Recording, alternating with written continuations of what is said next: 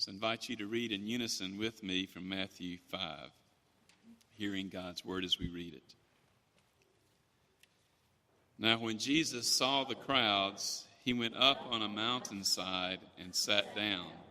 His disciples came to him, and he began to teach them.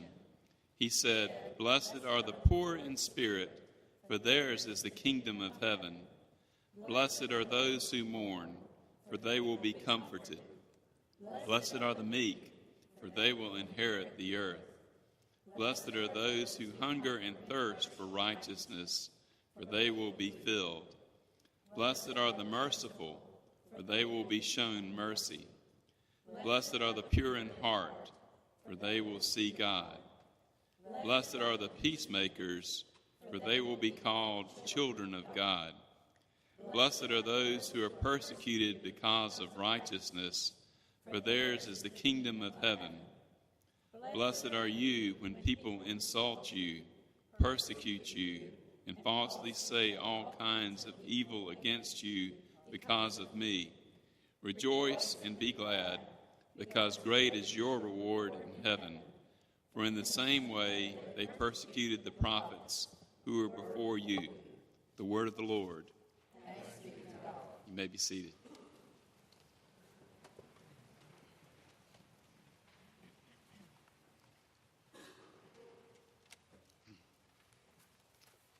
Jesus came to encourage the discouraged people with this idea. You can trust in God. And when you trust in God, you can have hope even in the worst times of life. And in many ways, that's what these Beatitudes are about. When you trust in God, He will see you through, and you can have hope, and you can have encouragement in the discouraging times that you face in life. There is and there can be a redemptive purpose in suffering and in pain and in heartache. And that's what these Beatitudes say. You know, I know several people actually, but I know one in particular who does not like to go to the doctor or the hospital, even when, and maybe especially when, they are sick. Because when you go to a doctor or you go to the hospital, you get prodded, you get poked, you may get a shot. And then after all that's over, you get a bill. And so they just purposefully, absolutely try to do everything they can to avoid going to the doctor and avoid going to the hospital. But when you are sick, I'm sorry, it's the best place to go. There can be a redemptive opportunity in suffering. And you may have to suffer to go to the doctor, but in the end, it's good. It's good for you. Another great illustration of pain being redemptive or suffering being redemptive is, and I've shared this before, is from Philip Yancey, talking about his time that he lived in India. And he visited the leper colonies, and he studied with a man who was finding a cure for Hansen's disease or leprosy, and Dr. Brand. And Dr. Brand discovered that as this is only a fairly recently in the last 50 years, the leprosy does not cause what we think it causes. It doesn't cause people's limbs and feet and ears and nose to drop off in such a terrible way. Actually, what leprosy does is it deadens the nerves so that people do not feel pain. And when people can't feel pain, they don't take care of the things they're usually cared for. And so this particular doctor realized that leprosy deadens the nerves and keeps us from feeling pain when he saw one of his patients with leprosy reach into a fire to get a hot potato out and not even flinch or blink his eye. And his arm was burned. And he didn't even realize his arm was burned. He didn't care for his arm after it was burned because he couldn't feel pain. See, pain is there in part to teach us something, to teach us to be careful in the instance with leprosy, to teach us to be careful with who we are and what we have and what we are. In the Beatitudes, it talks about blessed are the mourning, blessed are those who are persecuted, blessed are the poor in spirit, blessed are the meek, those that we normally see as not comfortable and not in the best of way. God is able to take the world's yuck, these bad situations, and turn it into God's yes. You may lose a job only to find a better one. You may fail at something only to find out where your passions and your gifts lie. You may grieve only to have your eyes open to the comfort of God. You may be hurt by someone only to find a different friend that you needed to find. God is able to take our yuck and to transform it into hope. More than this is the God factor. Jesus was reminding people not to leave God and not to give up hope, but to put their hope and their trust in God, even in the tough times of life. See, the illusion that the world offers us is that life is all about being healthy and comfortable and at peace with yourself. And the illusion is if you have a lot of stuff and you have a lot of comfort, that's how you are happy. But it's an illusion. In fact, it's often in the tough times of life that we grow in our personalities and who we are in our characters and also in our faith. The illusion is that the ones that have the most stuff are the real winners in life, or as the bumper sticker says, he who dies with the most toys wins. But Jesus turns this on its head. Having stuff is not the most important thing. I remember talking to a lady who was at one time declared by some magazine as the wealthiest woman in South Carolina. And she owned an island. I mean, her wealth was, she owned a castle in Europe. She owned several plantations, several beach houses, anything you could imagine she could get. And yet she was really, really broken and unhappy. We have this illusion that if you have a lot of things, you'll be happy. But I remember her family, because she had a lot of wealth and they had a lot of wealth, her family all moved away and really didn't care for her. Her socialite friends, as soon as she got old and couldn't come to the parties anymore, they deserted her too.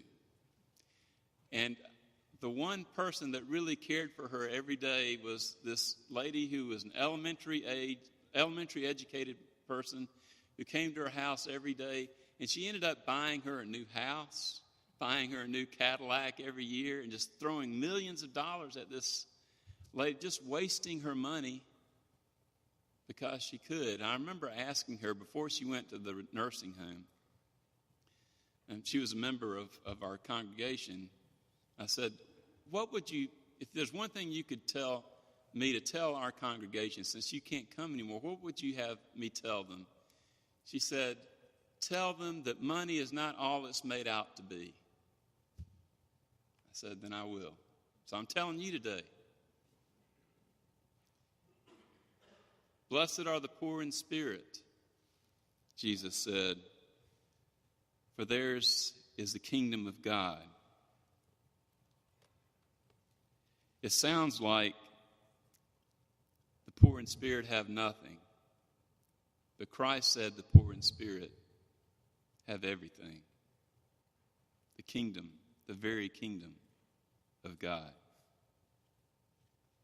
We are trained in our culture to think the opposite of the Beatitudes. So I wanted to read, if you had to write the opposite of these Beatitudes that are on the front cover of your bulletin, what would it sound like? And if you have fallen asleep already in my sermon, you miss this, and you wake up right now, you're going to, what is that preacher saying? So listen.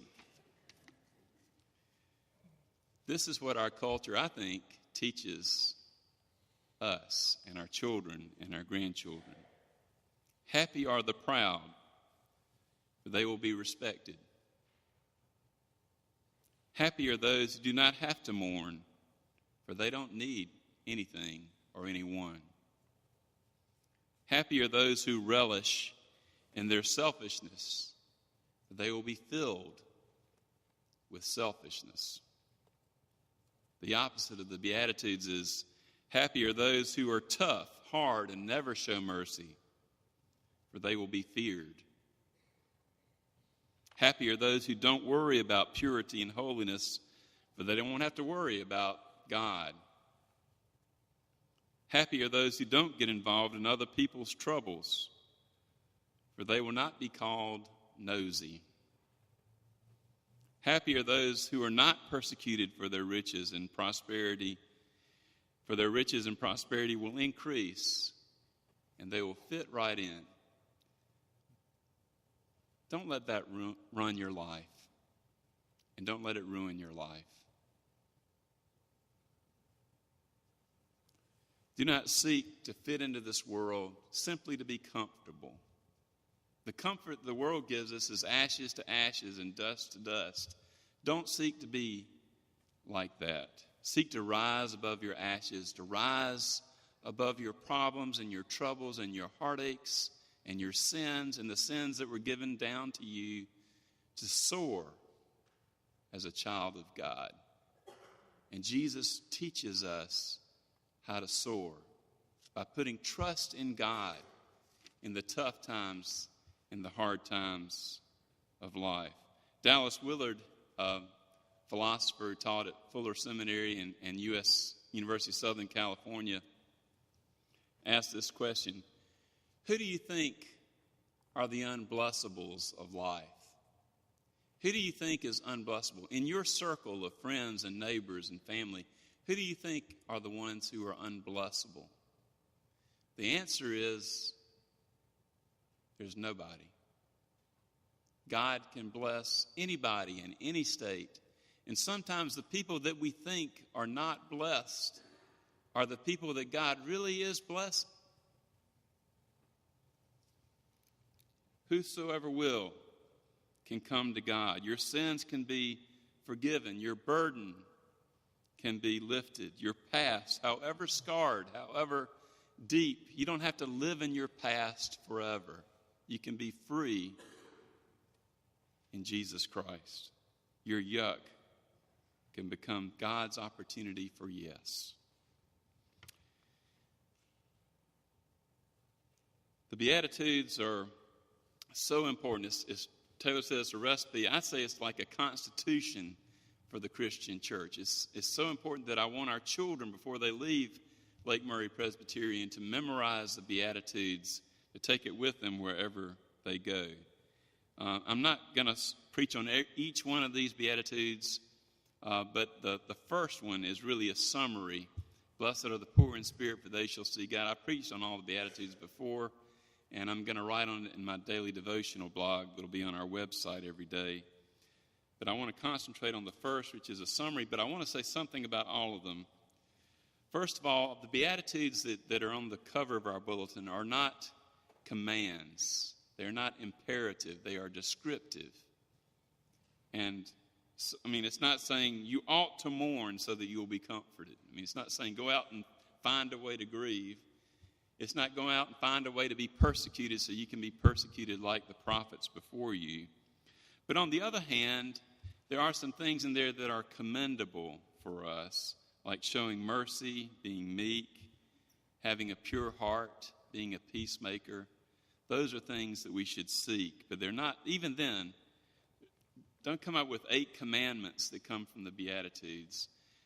But when you find yourself in this place, know that you are blessed by God. And what does that word blessed mean? Taylor talked about blessing could be translated happy, but happy is kind of a flippant way of translating the Beatitudes, because happiness seems to infer they depend on our happenstance, on what happens to us in our lives, good or bad. The Beatitudes say, even in the worst times of life, you can have joy, you can have hope. Perhaps a better translation of this is, you are in a state of bliss when you are poor in spirit, for yours is the kingdom of God. You're in a state of bliss. The focus is not on us, the focus is on God. Because without God, any of these Beatitudes would not happen. Any of these blessings Without God, there is no hope for these, for those who mourn, for the pure in heart, for the persecuted. But with God, there is always hope. Without God, these blessings would be withheld, but with God, the blessings are bountiful and more than we can ask or imagine. They are to be received by faith. And if you don't have faith, these Beatitudes make no sense at all. But if you put faith into this recipe, they make perfect sense.